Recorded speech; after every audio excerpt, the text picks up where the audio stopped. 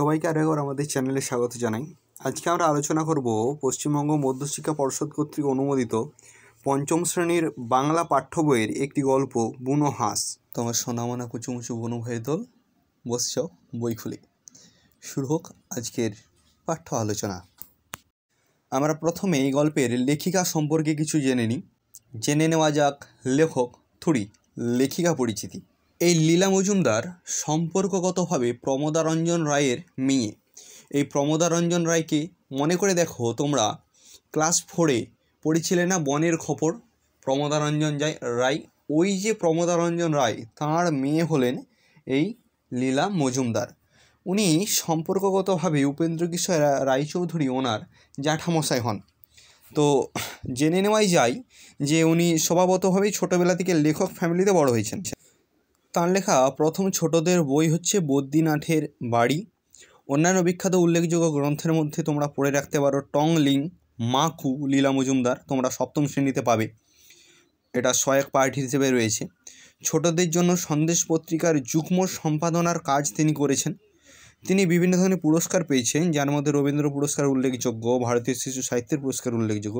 তাঁর লেখা গল্প স্বল্প বই থেকে বুনো হাঁস গল্পটি নেওয়া হয়েছে। যদি পরীক্ষায় প্রশ্ন আসে বুনো হাঁস গল্পটির উৎস কী, তখন তোমরা কি বলবে? যে গল্প স্বল্প বই, অর্থাৎ এই গল্প স্বল্প বই থেকে বুনো হাঁস লেখাটি বা গল্পটি নেওয়া হয়েছে। তোমরা এখান থেকে তোমাদের ওই লীলা মজুমদার সংক্রান্ত যে প্রশ্নগুলো রয়েছে এগুলো একটু প্র্যাকটিস করে নিতে পারবে। লীলা মজুমদারের জন্ম কলকাতায়, তার শৈশব কেটেছে শিলং পাহাড়ে। ছোটদের জন্য তার লেখা দুটো বইয়ের নাম তোমরা মাকু বলতে পারো, আর এছাড়াও তোমরা বলতে পারো হলদে পাখির পালক প্রভৃতি। এবার চলো আমরা সরাসরি চলে যাই মূল গল্পের আলোচনায়। চলো বনু, এবার ওই বইটা খুলে নাও আর একটা লেট নিয়ে বসো। আরে ভাই, তোমাকেও বলছি, নিয়ে বসো, লেট নাও আর একটা বই খুলে নিয়ে বসো। তাহলে আর কি, চলো শুরু করা যাক নাকি? যারা যারা হ্যাঁ বলছো মানে শুরু করার জন্য, তোমরা একটা লাইক করে দাও তো, তাহলে আমি বুঝতে পারবো যে তোমরা হ্যাঁ বলছো বলে। এই দেখো তোমাদের একটা বন্ধু চলে এসছে, এই যে নিচে বসে পড়েছে, ও চলে এসছে। তবে শুরু করা যাক। খেয়াল রেখো তো, ও যদি মানে পড়তে পড়তে ঘুমিয়ে পড়ে বা উল্টে যায় আমাকে একটু বলবে কমেন্টে, মনে থাকবে। চলো শুরু করি। হ্যাঁ চলো। বুনো হাঁস লীলা মজুমদার। এখন যদি আকাশের দিকে চেয়ে দেখো, দেখতে পাবে দলে দলে বুনো হাঁস তীরের ফলার আকারে কেবলই উত্তর দিকে উড়ে চলেছে। অর্থাৎ কি না, গল্পটা যেই সময় লিখছেন লেখিকা, তখন তিনি কি বলছেন? এই সময় যদি আকাশের দিকে চেয়ে দেখা যায়, দেখতে পাওয়া যাবে তীরের ফলা মানে বুঝো ওই যে তীর দেখো না, তীরের মুখ যেটা বাঁকানো হয়ে থাকে মোটামোটা অংশ, এটা হচ্ছে তীরের ফলা, তোমরা স্ক্রিনে দেখতে পাবে। এই তীরের ফলার মতো ভাবে যেন হাঁসেরা উড়ে যাচ্ছে, বুনো হাঁসেরা। কেউ এত উঁচুতে উড়ছে যে কোনো শব্দ নেই, কারো শুধু ডানার শোঁ শোনা যাচ্ছে। আবার কেউ বা বলছে গাঁ গাঁ গাঁ, অর্থাৎ কি তারা কিভাবে উড়ছে, তাদের শব্দটা কীরকম এখানে কিন্তু বর্ণনা করা হয়েছে। কেউ প্রচুর উঁচুতে উড়ছে, যেহেতু তারা অনেক উঁচুতে উড়ছে তাই তাদের কোনো শব্দ শুনতে পাওয়া যাচ্ছে না। কেউ তাদের থেকে একটু নিচুতে, যাদের ডানার শুধুমাত্র শোঁ শব্দ শোনা যাচ্ছে। আবার কেউ গাঁ গাঁ গাঁ গাঁ করে ডাকতে ডাকতে যাচ্ছে। ওরা গরম দেশে শীত কাটিয়ে এখন শীতের শেষে আবার নিজেদের দেশে ফিরে যাচ্ছে। অর্থাৎ কি না, ওরা গরমের দেশে শীত কাটিয়েছে, গরম দেশে শীতটা কাটিয়ে যা শীতের শেষ হয়েছে ওরা নিজের দেশে ফিরেছে। তার মানে কি, ওরা গরম সহ্য করা পাখি, ওরা শীত সহ্য করতে পারে না। ওদের বেশি গরমও সহ্য হয় না, আবার বেশি শীতও সহ্য হয় না। ওহ বা, এ তো লিখেছে দেখো, ওদের আবার বেশি গরমও সহ্য হয় না, আবার বেশি শীতও সহ্য হয় না। ঠিক আছে, চলো নেক্সট প্যারা। কেউ কেউ হিমালয়ের উত্তর দিক থেকে বরফের পাহাড় পেরিয়ে আসে।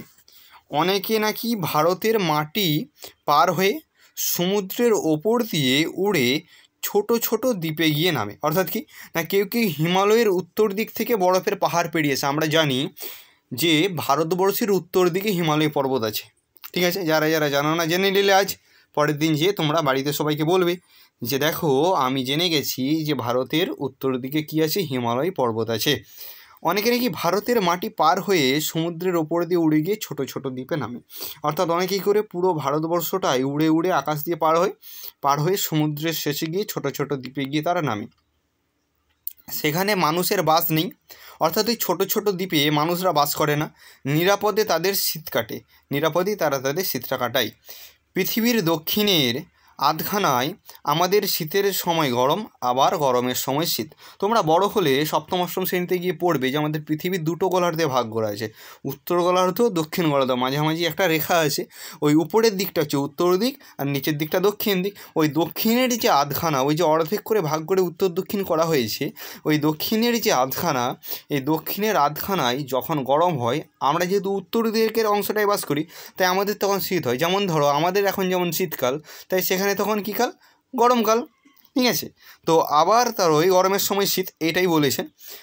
লাদাখের একটি বরফে ঢাকা নির্জন জায়গাতে আমাদের জওয়ানদের একটি ঘাঁটি ছিল। অর্থাৎ কি?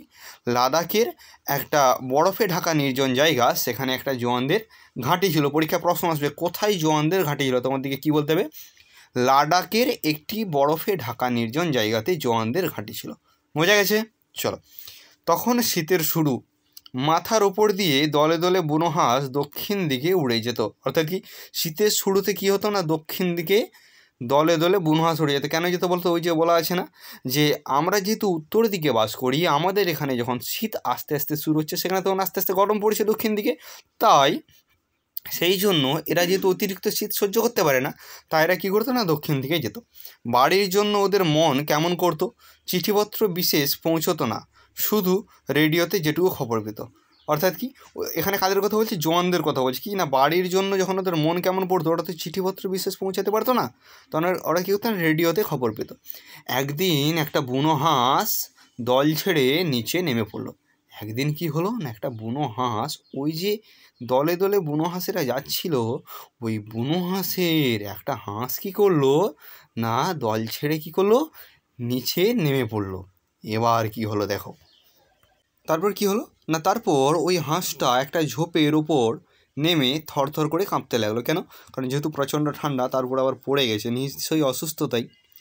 তারপর ওরা অবাক হয়ে দেখলো আরেকটা বুনো হাঁসও নেমে এসে এটার চারিদিকে উড়ে বেড়াচ্ছে। অর্থাৎ তারা কি দেখলো না, কারা না, এই জোয়ানরা দেখলো যে একটা বুনো হাঁস ঝোপের উপর পড়ে নেমে থরথর করলো। তাকে দেখে আরও একটা হাঁস নেমে এলো, নেমে এসে কী করলো না, চারিদিকে উড়ে বেড়াতে শুরু করলো। বরফ পড়তে শুরু করতেই জোয়ানরা গিয়ে আগের হাঁসটাকে তাঁবুতে নিয়ে এলো। অর্থাৎ কি? যেহেতু বরফ পড়তে শুরু করছে, তাই যেহেতু এক্ষেত্রে হাঁসগুলো মারা যাবে, তাই জোয়ানরা কী করলো না, প্রথমের হাঁসটাকে নিয়ে তাঁবুতে নিল। অন্য হাঁসটা প্রথমে তেড়ে এসেছিলো, তারপর ওদের সঙ্গে সঙ্গে নিজেই গিয়ে তাঁবুতে ঢুকলো। অর্থাৎ কি না, প্রথম হাঁসটাকে যখন জোয়ানরা আনতে যায়, তখন আরেকটা যে হাঁস যে এসে ওই হাঁসটার চারপাশে পাক খাচ্ছিল, সে প্রথমে একটু তেড়ে এসেছিলো, তারপর সে কী করলো না, সে নিজেই এসে তাঁবুতে ঢুকলো। ভেতরে ছেড়ে দিতেই দেখা গেল প্রথম হাঁসটার ডানা জখম হয়েছে। যখন এসে ভেতরে হাঁসটাকে ছেড়ে দেওয়া গেল, দেখা গেল প্রথম হাঁসটার কী হয়েছে না, ডানাটা জখম হয়েছে, তাই বেচারি উঠতে পারছিল না। জওয়ানদের মুরগি রাখার খালি জায়গা ছিল, অর্থাৎ যেখানে জওয়ানরা আগে মুরগি রাখতো, এখন মুরগি নেই, তাই জায়গাটা খালি, সেটা ছিল। সেখানে বুনো হাঁসরা রইলো। সেখানে কটা বুনো হাঁস? এই যে দুটো বুনো হাঁস, ওরা থাকলো। ওরা কী কী খেত না, এই যে টিনের মাছ, তরকারি, ভুট্টা, ভাত, ফলের কুচি, এইসব খেত। কারা খেত? বুনো হাঁসেরা খেত। ওদের দেখাশোনা করা জওয়ানদের একটা আনন্দেরই কাজ হয়ে দাঁড়ালো। কেন? কারণ জওয়ানরা ওখানে তো সময় কাটাতো না, ওরা ওখানে শুধু পাহারা দিত।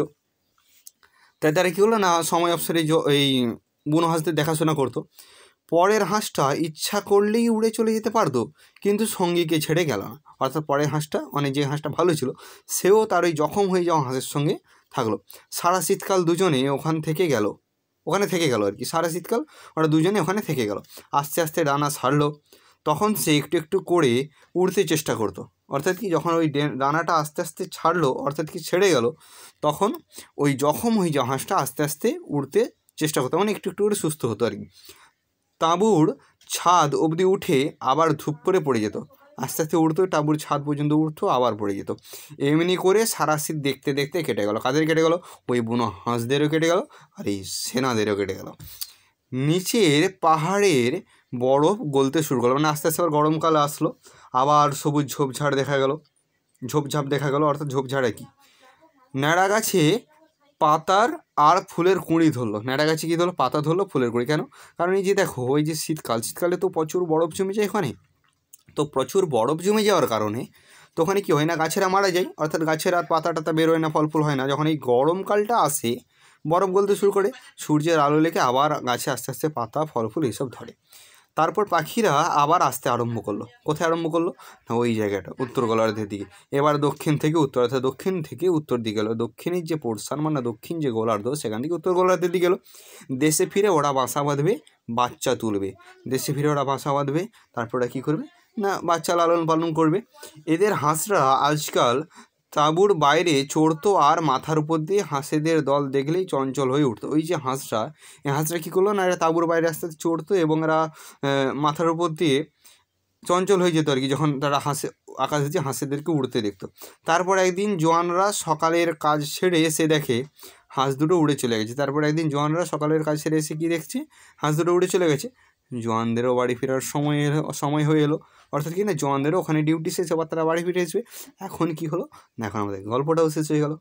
বোঝা গেল? হাই রে, এই যে দিব্যি ঘুমাচ্ছে, ওরে উঠরে, তোর পড়া শেষ হয়ে গেছে, ঘরে যা, না হলে তোর মা মারবে, বুঝতে পারবি। তোমার দিকে বললাম যে ও ঘুমিয়ে পড়লে বলে দিবে, কেউ আর আমাকে বললে না তো।